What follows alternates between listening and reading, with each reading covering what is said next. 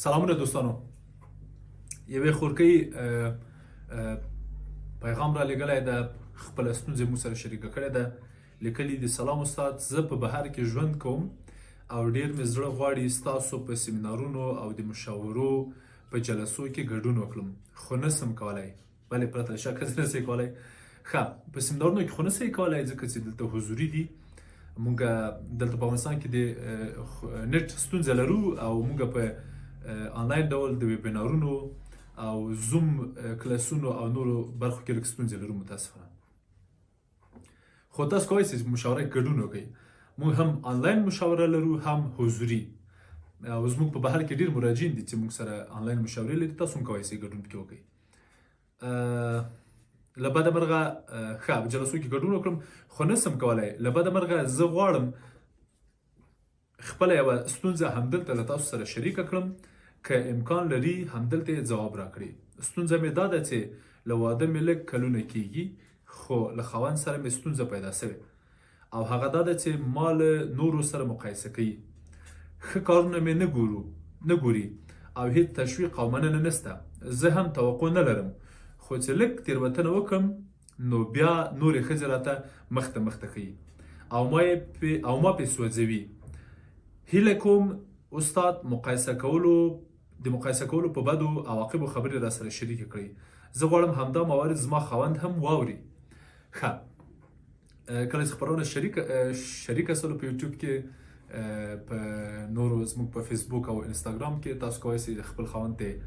لینک ولیږئ یا په ګډه واورئ اما زما مشوره تاته دا ده چې دا خپرونه ته یوازې خپله واوري او دوه مسلې د په پیام کې غواړم همدلته پیام کې در سره وشاربم بیا به ورځو ستاسو د پوښتنې جواب ته یو ځای کې د لیکلي و چې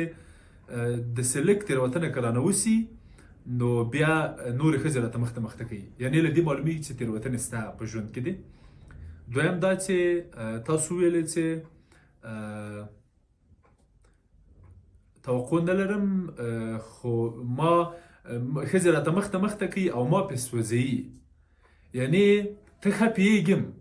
چې هغه ښځې مخته کوي درته او تا پې سوځي خو مه سوځه جدي مه اخله جدي مه نیسه او راحته اوسه ورسره دا دوه مسلې وې چې له وړاندې مې غوښتل چې تاسو سره شریک کړم اما اصلي کیسه دا ده خورکۍ چې موږ باید دا مسله لږ عمیقه وګورو عمیقه یې ووینو او جدي یې حل کړو په دې اړوند څو مسلې غواړم در سره شریکې کړم اول دا چې تاسو په خپله د تېروتنو خبره یاده کړه زه یوه تبصره کې اجازه راکړې همدلته یې غواړم تا سره شریک کړم ته خپله راضي یې خپله یې منې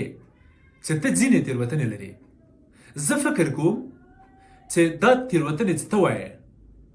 په دومره چې ته راضي یې په دومره چې تا منلې دي له دې معلومیږي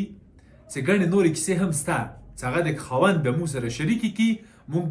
زموږ به لا سر پې خلاص شي زما هیله تا نه دا ده چې هغه تېروتنې چې ته نه محسوسوې او هغه تېروتنې چې ته محسوسوې په دواړو تمرکز وکړه او له یوې مخې وشینده لرې یې کړه توی یې کړه او فکر وکړه چې ستا د خاوند د مقایسې ستا د خاوند د نامطلوبه او نامناسبه اړیکې یو لامل همدغه ده چې ته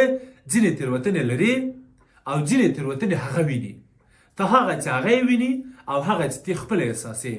یوه پر بله پسې راواخله او ورو یې کمې کړه ورو یې لرې کړه ورو یې له منځه یوسه دویم مورد او یو دویمه مسله چې غواړم در سره شریکه کړم خورکۍ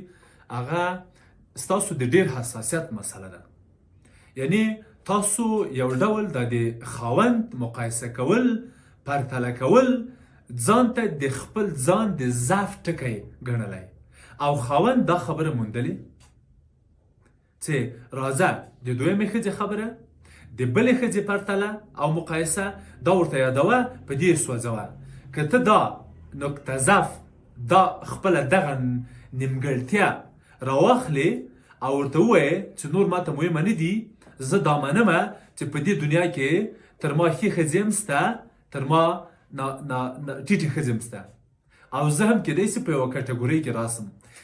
ته دا خبره مې ورته وکړه چې زه هم غواړم خاوند درې دا خبره وکړم که اوس یې له تا سره ګډه دا خپرونه تعقیبوي چې ستاسو میرمن هم د نورو میرمنو په څېر تاسو خپله هم د نورو نارینهو په څېر هم خپلې ښېګڼې لرئ هم خپلې بدۍ لرئ. نو راپاڅېږئ دا ښېګڼې تقویت کوئ او د بدۍ تاسو چې خاوند یې په خپله حل کوئ هغه مو چې میرمنه ده په خپله دې حل کوي. زه باور لرم که دغسې یو مورد تاسو به راواخلئ کار پرې وکئ ستونزه حل کیږي. هم به هغه څه چې تاسو له ښځې نه غواړئ حل به سي او هم به ستاسو خپله هم ښځه هم خپله میرمن به هم راحته سي. دریم مورد چې غواړم اشاره وکړم هغه د ویرې مسله ده او د مسؤلیت خبره ده. خورکۍ ښځې په نړۍ کې ناامنه دي ښه یعنې انسیکیور دي راحت نه دي. د ښځو دا ذات ده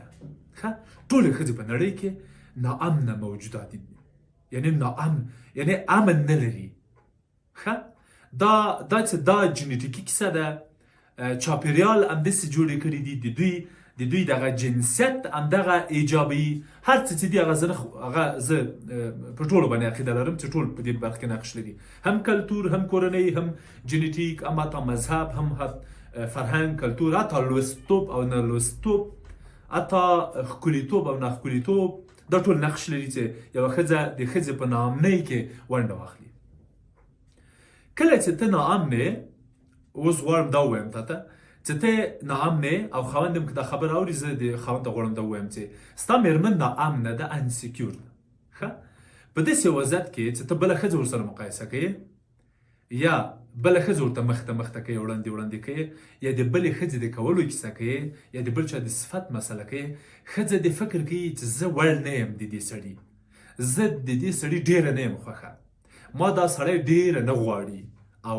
زه باید خپل هغه وکړم خپل تدابیر ونیسم او نور زیاتي خاوند سره یعنی یو ډول کوشش وکړم چې نور لارو نه کار واخلم یا که مې کار نسو اخیستلی د خپله نارامي په عقده په بېحوصلګۍ په ستونزه په ربړو په دې شیانو سړه کړم. بله مسله خورکۍ چې غواړم اشاره یې وکړم تاسو ته البته تاسو ته هغه د کنټرول مسله ده. فکر نه کوئ چې تاسو خپل خاوند کنټرولوئ تاسو خپل خاوند مدیریت کوئ محدودوئ تاسو یې پرتله کوئ کموئ او ستاسو خاوند راځي د دغې چارې بدلون تاسو ته صرف درکوي یعنې ستاسو خاوند راځي صرف خپل کسات اخلي چې ستاسو د خاوند کارم اشتباه ده له بده مرغه او تاسو چې د خپل خاوند د دې بدې چارې لامل یې تاسو هم تېروتنه کوئ خورکۍ یعنی تاسو دایمه شاربئ دایمه کنټرولوئ دایمه محدودوئ دته مور مه کېږئ دته معلمه مه کېږئ که باسواده یې نو دی پرېږدي چې خپل آزاد ژوند وکړي او تا هم آزاد ژوند ته پرېږدي ته دی مه ننګوه چې هغه رانیسي تا ونه ننګوي او په ځینو مواردو کې مه سپکوه ټیټوه یې مه هغه کوه یې مه شړوه یې مه ټیټوه یې مه دا کارونه دې که پیل کړل بیا هغه اخلي خپل هغه د ضعف ټکي پیدا کوي او په مخه دې بېرته کوي خپل وار په مخه دې اخلي. وروستی مورد چې غواړم یادونه وکړم خپل عیبونه له منځه یوسه او خبرې ورسره وکړه. ډېر راحت ورسه خپل خاوند سره دې کښېنه څنګ ته یې کښېنه داسې ورسره کښېنه چې وچسپېږي ورسره یعنې بدن دې هغه ګرمي هغه شتون دې حس کړي او ورته وایي چې ګرانه زه ستا له ځینو پرتلو ستا له ځینو ټوکو ستا له ځینو نیوکو نه ناراحته کېږم ته کېدای سي احساس وکړې چې زه ناراحته کېږم که نه کېږم خو زه ډېره خوږېږم زه ډېره خفه کېږم ما سره مرسته وکړه مه مې ځوروه څه غواړې د ما او تا ترمنځ څه ناتقسیمه پاتې دي چې هغه حل کړو. دوستانو که تاسو هم غواړئ خپلې پوښتنې موږ سره شریک کړئ موږ ته په کامنټ کې پرېږدئ موږ په روانو خپرونو کې ستاسو پوښتنې مشابه مننه.